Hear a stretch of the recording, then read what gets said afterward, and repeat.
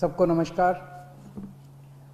पिछले महीने जब दिल्ली में बहुत तेज़ी से कोरोना के केसेस बढ़ने लगे और हम सब देख रहे हैं कि ये वाली कोरोना की वेव कितनी ख़तरनाक है, बहुत ज़्यादा संख्या में इसमें लोग सीरियस हो रहे हैं, अस्पतालों की ज़रूरत पड़ रही है, आईसीयू की ज़रूरत पड़ रही है, काफ़ी ज़्यादा लोगों की मौत भी हो रही है। तो 20 अप्रैल को मजबूरी में हमें दिल्ली में लॉकडाउन लगाना पड़ा था। केसेस लगातार बढ़ते जा रहे थे। लॉकडाउन लगाने की वजह से और भी अन्य कई कारणों की वजह से 26 अप्रैल को आके 35% पॉजिटिविटी रेट बढ़ गया था। 35% बहुत ज़्यादा होता है, मतलब 100 लोगों का अगर हम टेस्ट करते थे तो 35 लोग उसमें पॉजिटिव निकलते थे। 26 अप्रैल के बाद से चूंकि लॉकडाउन लगाया था, एक तरह से थोड़ी सी चेन टूटनी चालू हुई थी इसकी कोरोना की।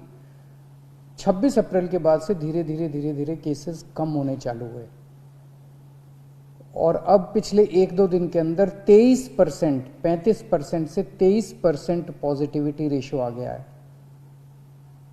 तो केसेस कम होने चालू हुए हैं दिल्ली के अंदर। इसमें आप सब लोगों का बहुत ज़्यादा सहयोग रहा। दिल्ली के लोगों ने जम के सहयोग किया। आप लोगों ने लॉकडाउन का पूरी तरह से पालन किया और ये हम सब लोगों की, अपने परिवार की ज़िंदगी और उनके स्वास्थ्य की बात है। हम किसी पे, कोई भी किसी पे एहसान नहीं करा, हम सब के अपने लोगों के स्वास्थ्य की और ज़िंदगी की बात है।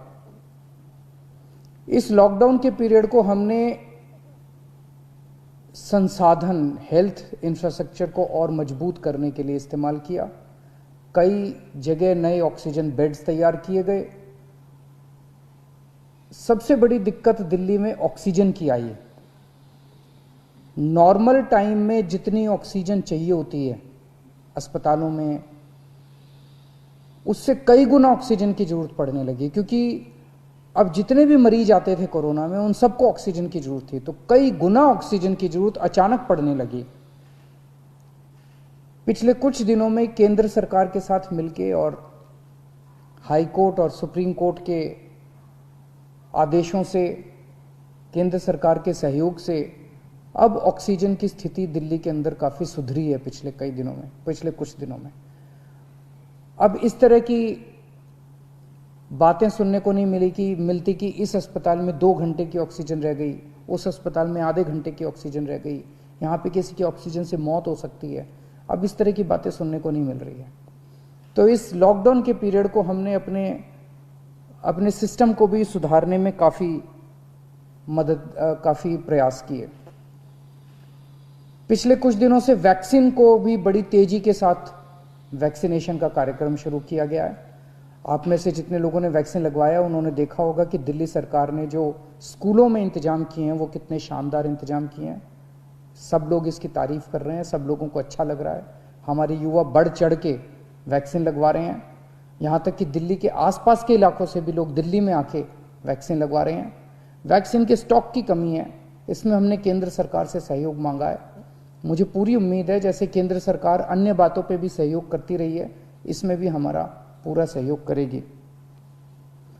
पिछले कुछ दिनों में सब लोगों से मेरी बात हुई है, व्यापारियों से, महिलाओं से, युवाओं से, अलग अलग किस्म के लोगों से बात हुई है और सबका ये मानना है कि कोरोना के केस कम तो हुए हैं लेकिन अभी भी बहुत हैं। 23% अभी भी संक्रमण दर है। अभी ढिलाई नहीं दी जा सकती, अभी समय नहीं आया है ढिलाई देने का। तो सबका ये मानना है कि अभी लॉकडाउन को और एक्सटेंड करने की ज़रूरत है।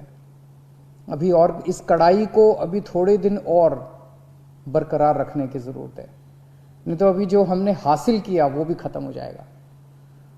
और जैसा मैंने कहा कि ये इतना मुश्किल दौर है, ये वाली वेव इतनी खतरनाक है, इतने लोगों की मौत हो रही है, तो जान है तो जहान है। अगर ज़िंदगी बचेगी तो बाद में और बहुत कुछ कर लेंगे ज़िंदगी में। सबसे पहले इस टाइम ज़िंदगी बचाना है। तो इसीलिए सरकार ने आप सब लोगों के फीडबैक के आधार पे, आप सब लोगों की इसके आधार पे मजबूरीवश अभी 1 हफ्ते का लॉकडाउन और बढ़ाया जा रहा है। कल सुबह 5 बजे ये लॉकडाउन ख़त्म होना था, लेकिन अब ये अगले सोमवार को 5 बजे तक के, सुबह 5 बजे तक के लिए बढ़ाया जा रहा है और इस बार थोड़ा सा और सख्त किया जा रहा है। कल से दिल्ली के अंदर मेट्रो भी चलना बंद हो जाएंगी। हमारी कोशिश है कि जितना ज़्यादा इसको लॉकडाउन को सख्त किया जाएगा उतना तेज़ी से हम सब लोग कोरोना पे काबू पा पाएंगे। मेरी आप सबसे निवेदन है, जिस तरह से अभी तक आप लोगों ने सरकार का साथ दिया, जिस तरह से अभी तक आप लोगों ने पूरा लॉकडाउन का पालन किया, इसी तरह से आने वाले समय में भी आप सब लोग लॉकडाउन का पालन करेंगे। नमस्कार।